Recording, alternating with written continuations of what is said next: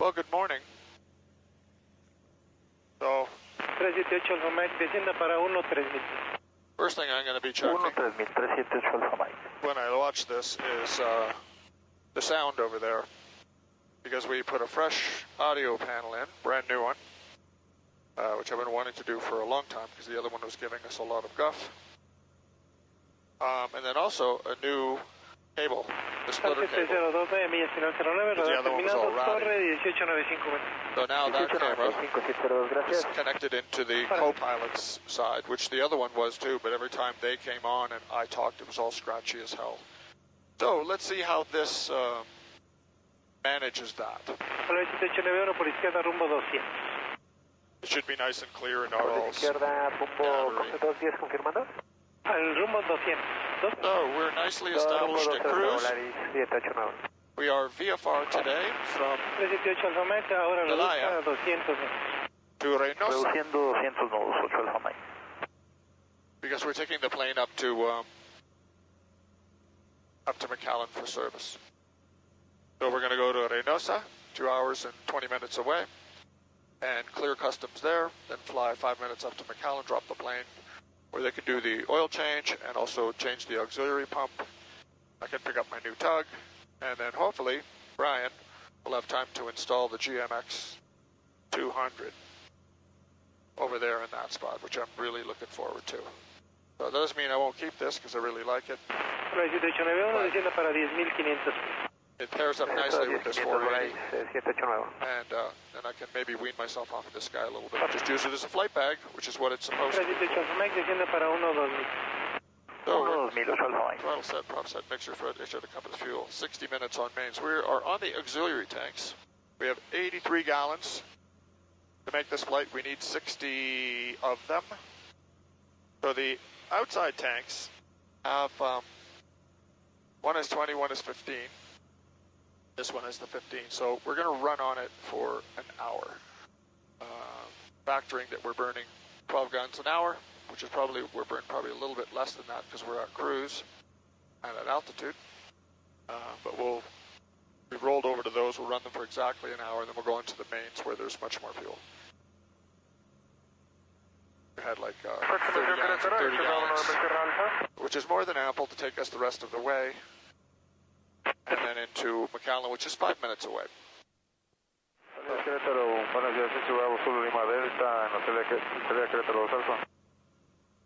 I'll flip this over because we're in the next part of our journey. And we're ready should they call us up. Everything is perfect. Both engines, temperatures and pressures are nicely, look at the oil temperatures come right down. About $160 there, you got about $160 here, which is perfect. Fuel pressure is good on both sides. Oil pressure is the same on both sides inside the red. Nice. Our carb temperatures, oh, lo and behold, look at that for a change. They're not so disparate. Still head temperatures are nicely in the green and nicely matched. This couldn't look any better.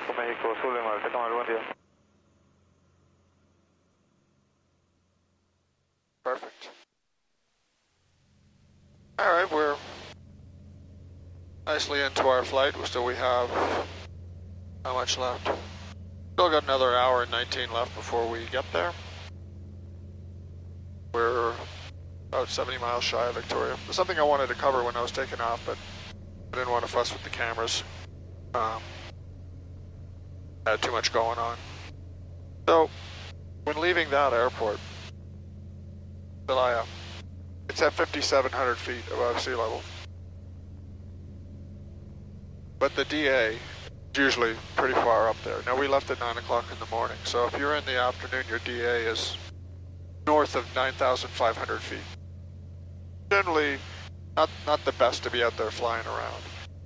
But at that point, it was 8,200, which is not bad, which means that the plane is going to perform on the ground as it would if it was at 8,200 feet. Which means you need more of everything. So you have to factor that into your calculations. So normally on our takeoff roll, we're in the air by 900 feet. So with the DA being up at that high, we factor we're going to be off in, let's give us lots of space, 1,200 feet. So that's 300 more feet it's going to take us to get off the ground, which also impacts your accelerated stop. Your accelerated stop distance is how much space do you need from a standing still up to rotation speed to pull the throttles back and stop the plane. In this aircraft, that's 3,000 feet, and that's an emergency procedure. Lots of space because the runway there has 6,300 feet, so there's lots of space there. We could go well beyond that and still stop if we had to. But if your DA is high and it's going to take another 300 feet to get in the air, you might as well add those 300 feet to your accelerated stop. That brings us up to 33. Go 3,500 to be safe. Oops, what's going on here?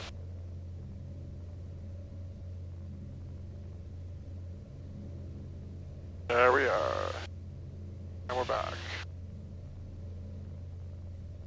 That was us starting to run dry in that tank. We had 15 gallons in there.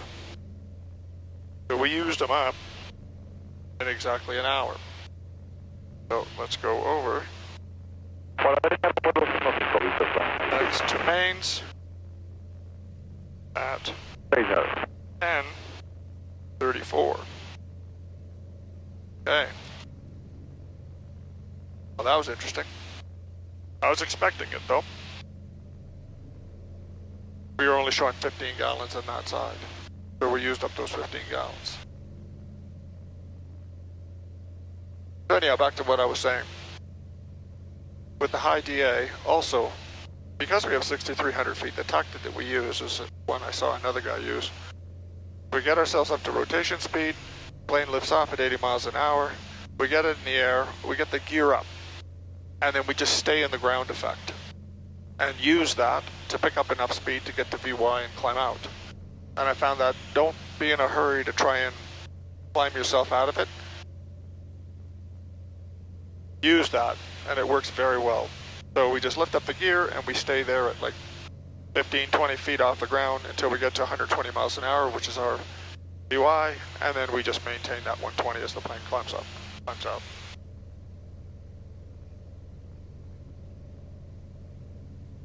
Okay, so it is now 10:30, 10:34. What did we have for fuel in the mains? We have, there they are. We got 30 gallons aside, which is more than enough. 30 gallons aside, we should be fine. Anyhow, we're going to break off from this for a bit here. Come back to flying the plane. Querétaro, muy buenas noches. Lima Romeo, nombre 28 en plataforma general, solicitando instrucciones de rodaje para pista no su plan de vuelo directo a Aeropuerto del Norte.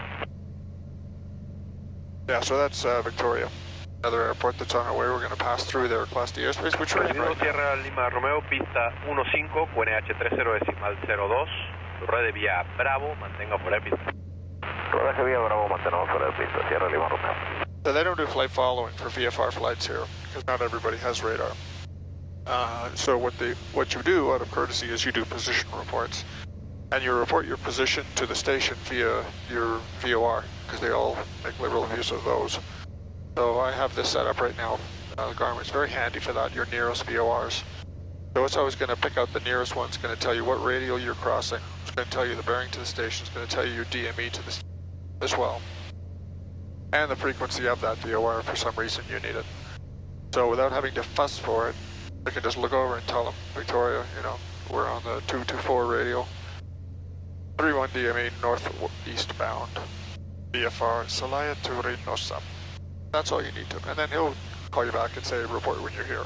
In this case, he called back and he said, report at Beam station, which of course is 270. So when I cross the 270 radial, I'll be much closer. I'll give him a call, let him know I'm there.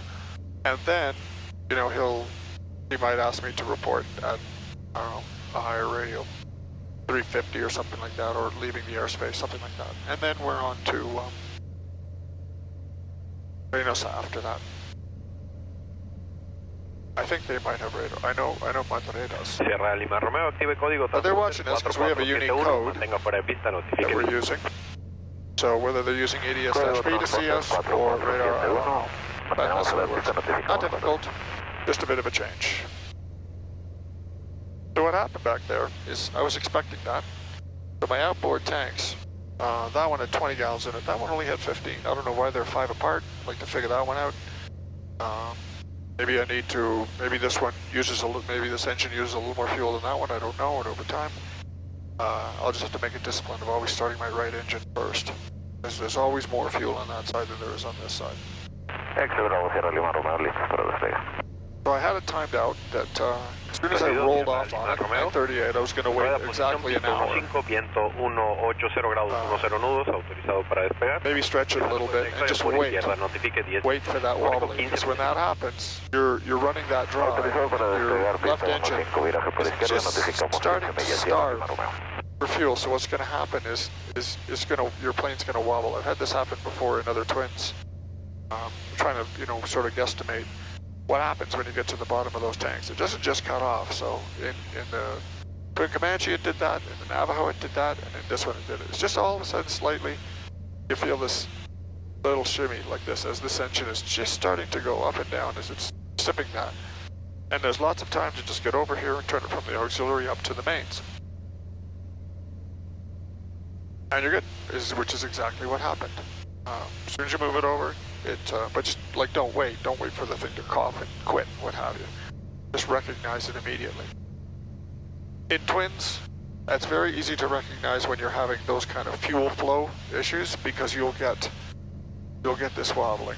The last time we had that problem in the Navajo when we lost a cylinder on that side, one of the lines clogged, and if it weren't for the engine management gauge, I would never know it. But you could sense it. You could sense it as it was going in and out, and then later on we ended up having problems with the whole thing, and then you really could feel how the fuel starvation was going on in that engine. Like I said before that, with the Twin Comanche, another time I was running on the outboard tanks and trying to guesstimate how far you could run in them because I didn't have a system in there to calculate it. You have just based on what you thought you were burning. So that's exactly what happened there. So we recovered from it. Now we got 30 gallons aside on the mains to fly to last less than an hour. Yep, we'll be there in, how long? We'll be there in 57 minutes. So we're good. And let's go back to nearest. 262. We're coming up close to boarding a beam to station.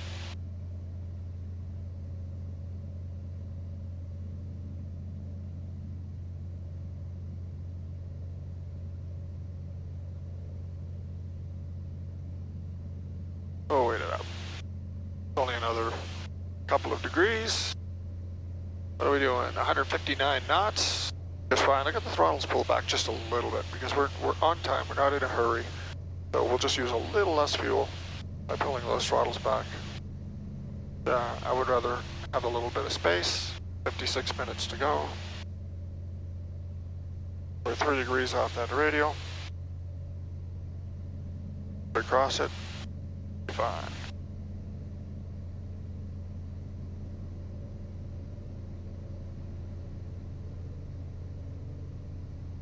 And we can call them in now.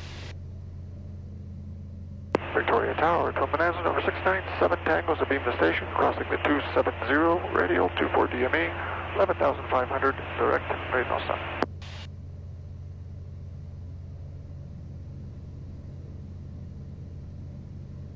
Roger 97 Tango, QNH 30.02, just as information, there's a traffic, Viper 28, on leaving bound to Monterrey, we'll climb to 10,500 feet, currently it's about 7 miles outbound. Watch for that traffic, November 697 Tango. There we go, so there's going to be somebody underneath Roger us. 97 Tango, when able contact Reynosa approach on 120 decimal, correction 127.2. Have a nice day. Over to Reynosa when possible, 127.297 Tango. Gracias.